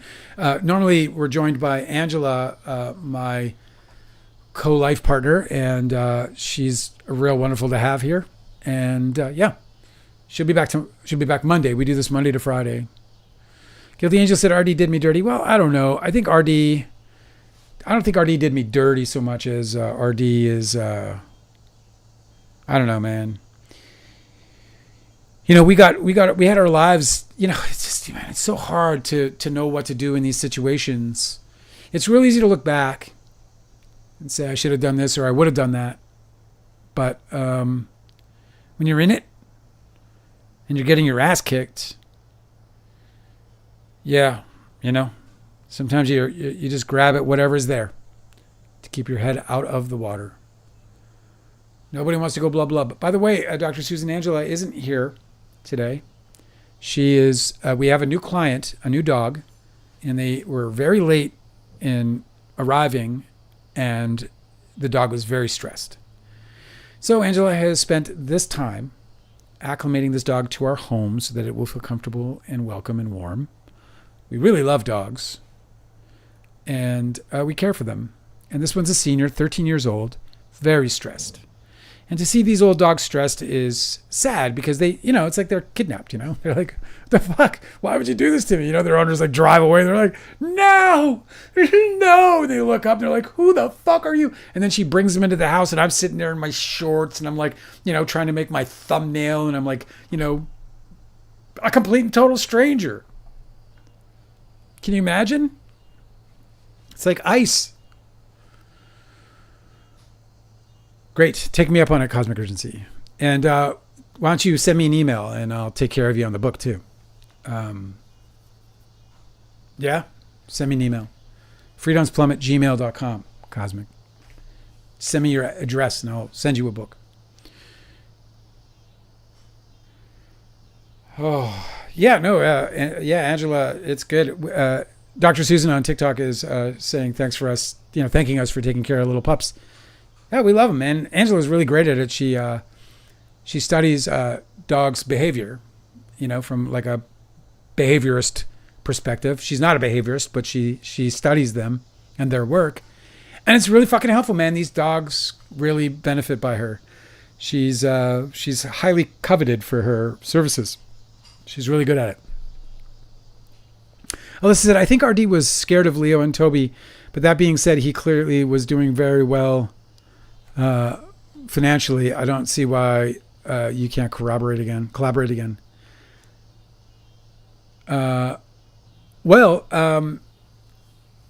Yeah, I would love to work with RD. We had a movie up and ready to go in 2016, and then my open letter to DiCaprio blew up, and all shit hit the fan. I was like, oh fuck, and it just blew up. I forgot that Angela's here. I can sit in the middle. I can kind of kick it back, maybe throw my mic a little closer this way. What's up, people? We still got a few more minutes, don't we? All right, 8:38. This is great. It's been a really fun night. I was so scared. I was like, you guys got my back. I thought I was gonna be here for 15 minutes. And it started out pretty shady. You gotta admit, man. I didn't know what the fuck I was doing. I was like, what the fuck am I doing? But then you guys got the chat going, and you guys kept the chat going the whole time. And that made me so happy. Did you hear that Kanye West paid Bianca Censori? Is it Censori? Bianca Censori. He paid her $100,000 to wear that risque candy lingerie. Did you see this thing? I got a glimpse of this. I subscribe to Upvote because of Butt, because it's a really funny sub that usually it's like root vegetables that look like butts, but every now and then it's an actual butt. And in this case, it was Kanye West's Bianca Censori, and she was wearing this candy lingerie. It was pretty hot, I'm not gonna lie. But she didn't. You can't believe anything he says about her because they're going through a divorce. She didn't want to do it apparently, and so he gave her $100,000 and she did it. That's apparently, who knows? Angela just interrupted off mic. Don't report on anything he says because they're going. I'm not reporting. I'm telling what's in the headline. Angela, return to your vacay. All right. She's the greatest. Yeah, guilty Angie, you got my back. You got my back. You guys always got my back. Kanye's broken, man. But if I'm more interested in the fact that she might have done it for $100,000. It's just like, it's so interesting that there's a price, Oh, 100,000. I'll do it for $100,000. I don't know.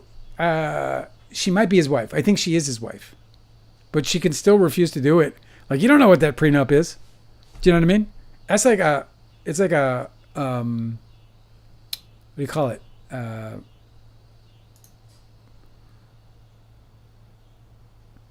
I can't remember it. I lost the word.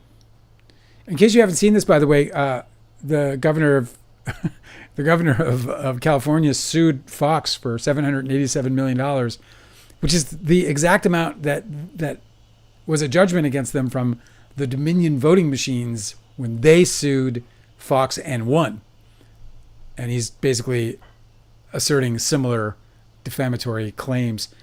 It's going to be interesting. It's most certainly not going to go to trial. I just saw that on a headline. I was like, oh, look at this shit. I wanted to see if there was anything else I wanted to cover with you guys before I sign off. Joseph Gordon-Levitt is arguing that your digital self should belong to you. And hey, what's up? What's up, Rainbow Pickle? How you doing, man? We've been blasting for a couple of hours here, talking all kinds of Baldoni shit. My name's Dale Wheatley, by the way. I'm a writer and a producer. I made a movie with Leonardo DiCaprio called Don's Plum, and that's why I sit on here and talk shit about Hollywood, because it got bit bad. And I was just talking some shit about some of these headlines. And one of them is Joseph Gordon-Levitt saying that, your digital self should belong to you. And I hope he means every part of your digital self, because I'm a proponent for that we should own our data. You know what I mean? Like, that's my shit, bro. Like, why are people making money off of my damn data? It just drives me nuts. Glad you came by, Rainbow. What brings you by? Tell us a little bit about, by the way, we have some really great folks hanging out here. Delicate just spoke right after you, JCA. She's known as Delicate to me. She went naked to the Grammys that he wasn't invited to. Yeah, exactly. Yeah, abolish ICE, of course, Delicate. Yeah, I know. She's not. She's playing. She's in the game. She's not. Come on. She's totally in the game. 100%.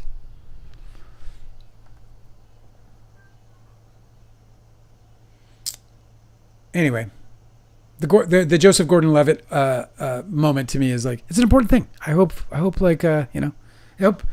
people start advocating for this on a more wider basis, because I would really love to own my data. I would love to sell my data and make some money off my data, because it's worth a lot of money, man.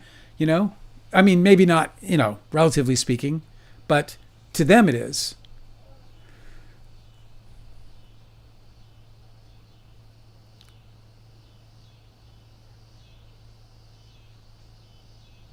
Yeah, Claire's asking if I had any plans to work with RD, but I hope I can work with RD again. We'll see. You never know. RD loves my writing. RD loved me so much, and he still does. And I love RD. It's so weird to have this friendship, this relationship with somebody who, like, I love that guy, dude, and I know he loves me, man. I know he thinks about me. We were apart for a while, and then we got back together after I went through my divorce in 2010. And in 2010, I called him up when I got divorced, and I said, and he was like, "What are you going to do?" And I said, "Well, I'm either going to fly to Hawaii and study yoga, or I'm going to come back to LA and give it another shot." And he said, "Come back to LA, bro. Work with me." And so, obviously I did. And I, about a year into our working together, this would be 2011, he just out of the blue, he just looked over at me and he said, "I'm just so happy you're here, dude." And honestly, it was one of the nicest, like, most heartfelt things anyone has ever really said to me. It was really beautiful. When you can see it on their face, like, I'm madly in love with Angela and she's madly in love with me, and sometimes I catch her looking at me in that way. I just look over and I'm like, holy shit, that woman loves me. You can see it on her face. I could see it on his face that day. It really made him happy that we were together again, and we were headed down a path to make another movie together. So I don't know, man. I think if we can both live long enough, it's going to happen. We'll have an opportunity. I pray for it every day. I'm not a religious guy, but I'm a spiritual man, and I do pray in my own way. Peter Thiel thinks he should own all of you, questions humanity at all, allegedly. Yeah, well, that's the scary part of oligarchy. That's this is, by the way, a comment made by CC. Good to see you again, CC, over on TikTok. Yeah, this is where the oligarchy just scares us all. I mean, they just want to rule us. They want to own us. They want to own everything that we do. They want to own everything that we are. Man, it's just horrible. It's just we have no defense. There's no equal playing field. It's like Leonardo DiCaprio can come and squash me again. He might. I don't have the money to defend myself against Leonardo DiCaprio. He's worth hundreds of millions of dollars. He's the adoration of billionaires. People do everything they can to just get his company. You know what I mean? They'll fucking... I'm screwed, you know what I mean? But I don't give a shit because I've been screwed for 30 fucking years, so whatever. Did I watch Artie Robb, asked Jenna, in A Christmas Story 2? Absolutely not. Listen to me, man. That fucking Christmas Story 2 will never... That will never burn... Those images will never get burned through these retinas into my brain. Never. Ever. Hell fucking no. Christmas Story 2 is not on my list. And that was my favorite fucking... That was my favorite Christmas movie of all time. For so many years. You don't make a sequel of that. What's the sequel to A Christmas Carol? Come on, man. Hell no. No Christmas Story 2 for me. But I'm glad that he cast a check. Dale the Grifter says, Zazzy Investigations. Who am I grifting? Am I grifting you, Zazzy? What am I getting you for, huh? Your personal time, at least, right? Am I in your head? What's going on? Dale the Grifter. Who am I grifting? I live in fucking poverty. See this shit? This guy Zazzy shows up like he knows me. I know that's a guy because a woman wouldn't talk to a guy like this. You know? She'd be more clever. This guy's, lacking. Dale the Grifter. I should get a shirt called Dale the Grifter, you know? Maybe get my brother to do an illustration. He's not really talking to me right now, though.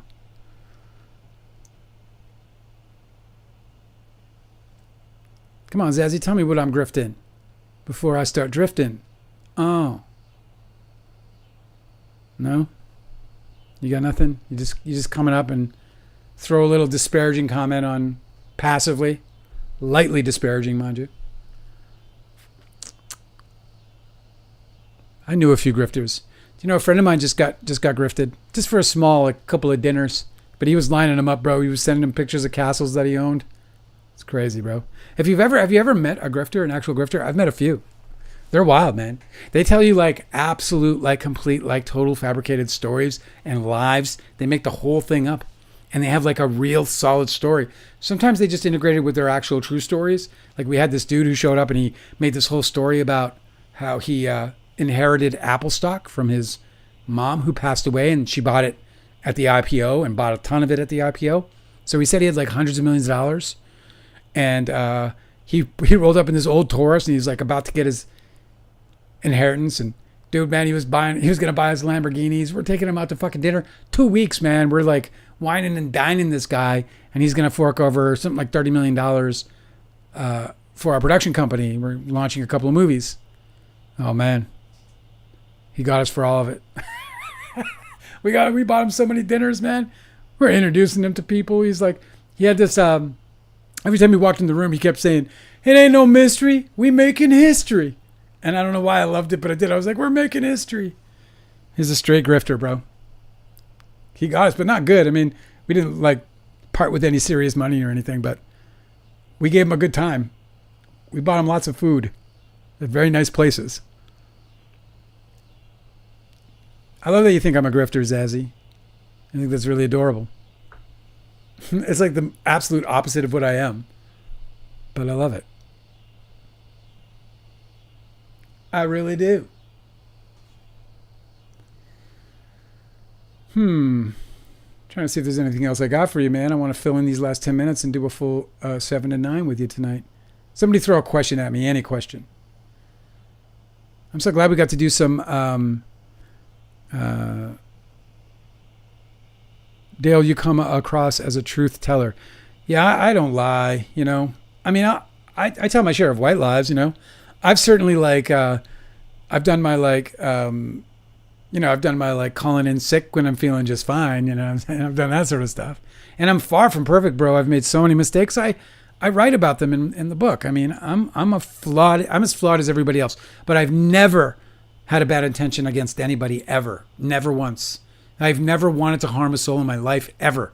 And I've never wanted to deceive somebody for my own gain ever. Never. Absolutely never. You know? And it's not because I'm a good guy and I want to be a good guy. It just doesn't occur to me. I'm just not built in that way. I don't understand it, first of all. I actually come from I come from a place, I believe in this one sort of spiritual fundamental tenet, which is that, you know, if what we do to one we do to all. So I just believe that wholeheartedly. I believe that we absolutely are. When we harm another, we harm everyone. And it's obviously more complicated than that, and it puts us in a perpetual state of harm, I guess you could say. But I believe in it, and I live that way. That cracked me up. You got to be the absolute opposite of a grifter. Thank you, CC. Yeah, I am definitely not a grifter.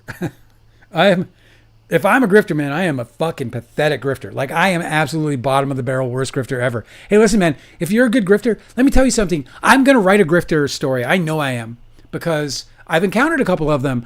One very recently, man, literally sending me pictures of castles that his family owned. And then when Angela went and looked up the photos, she's like, it belonged to the government of Czechoslovakia. And he was like, well, that's technically true. And we're like, dude, don't send these if you're going to grift. I find grifters absolutely colorful human beings. While they can certainly be very harmful, so can anybody else. They tell delightful stories for sure. I mean, a grifter, man, they're fucking master storytellers. The good ones are. Do you and RD still speak? And has he read the book? I know his mom has read the book. I'm sure RD has read the book more than once, but no one's told me that. And I haven't talked to him in about a year and a half. I think it was the last time I talked to him. I miss him. I miss him a lot. I'm angry at him, and I miss him, and I worry about him. And sometimes when I wake up, I can feel the emptiness of our tragedy. Like, I can just feel it. And it's so painful. And it takes me all the way back. And it's like a big empty space. But it's that empty space of everything that we missed and everything that we lost. And it's only him and I that I feel that with. And it'll just strike me, and it'll happen like in 30 seconds. And I've been going through this for 30 years. I'll just wake up, and all that loss will just literally like empty me. And I'll start the day that way, and I'll be like, shit. And I'll have to start the day that way. You know what I mean? But I do. And then, I run into people like you, and my mind goes off in a different direction. The best thing that ever happened to me with this whole Don's Plum thing was writing Too Real a Hollywood Memoir, because not only did I exercise the demons and go through, like, I actually thought about filming, and I'm glad I didn't, filming my writing process, but I literally went through breakdowns, like where my writing session was just sobbing. Like, I tried to write and I just sobbed.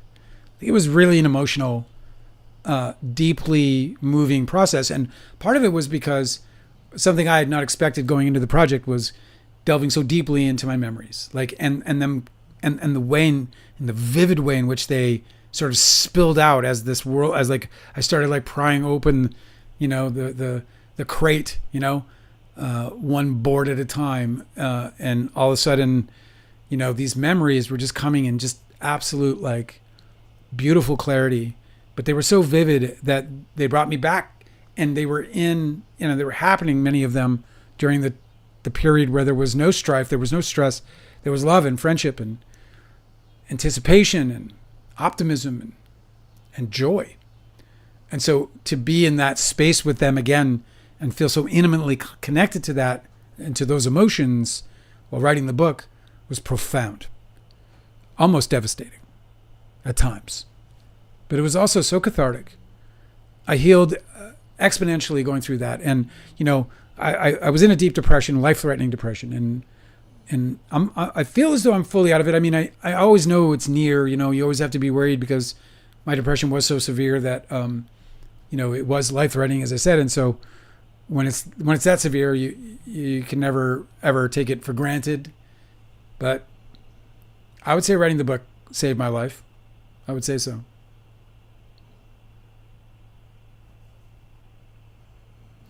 Jenna says, it sounds like you guys were destined to be best friends. There was a lot of destiny playing out in my whole Hollywood tale. And it's so interesting because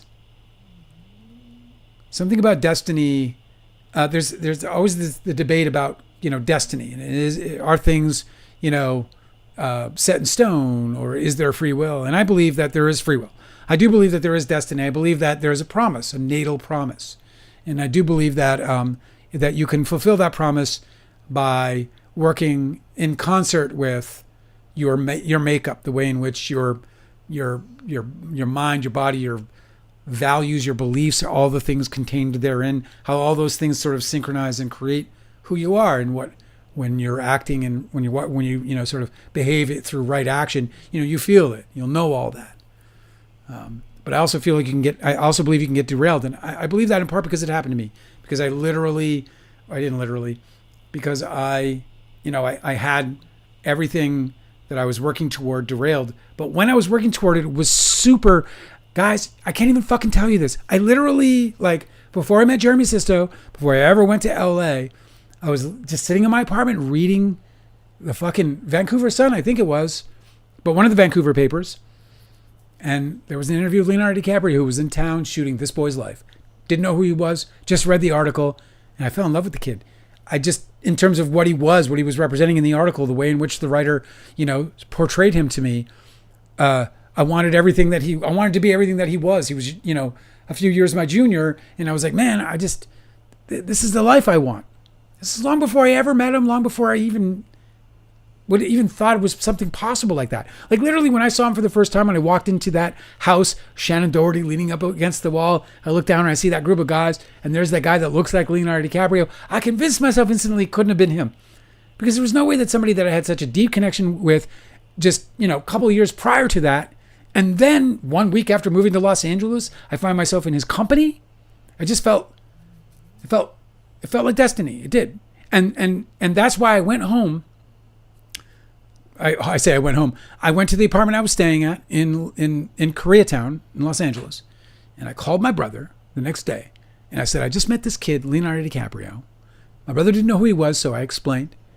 And then I told my brother, I can't explain it. Well, I can't explain why I feel this way, but I'm going to work with this guy.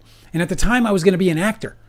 At the time, I was in Hollywood to be an entertainer, not a writer, not a producer, not a director, not a key grip, an actor. And I just felt like it was going to happen. And I was sure of it. So yeah, man, I think destiny's there. I think you can get knocked off of it. And I think that's what Tobey Maguire did. I think he stole from me my natal promise. And I just haven't found a way to recover. I'm still floundering to this very day. A part of what I'm doing right now is me floundering. I'm just a broken winged bird, looking hopefully for something to heal and get me back up in the air again. You know what I mean? You guys are fucking incredible. Thank you, TikTok. Everyone on TikTok, Dr. Susan and Jenna and everyone else. Crime and... Oh, they're probably just leaving. You guys over at YouTube, I love you guys so much. I can't even tell you. Take me up on that shit, Cosmic Urgency. Email me. I'm going to send you the book. The book will help you with dialogue, I think. It'll give you good examples of how I think in terms of dialogue and stuff like that. Could be very helpful. You guys are wonderful. I will see you guys with Angela on Monday. Hopefully this pup will be adjusted and we can do this all the right way with the whole team involved. But I truly value our time together, and I hope you'll come back and join us again on Monday. But until then,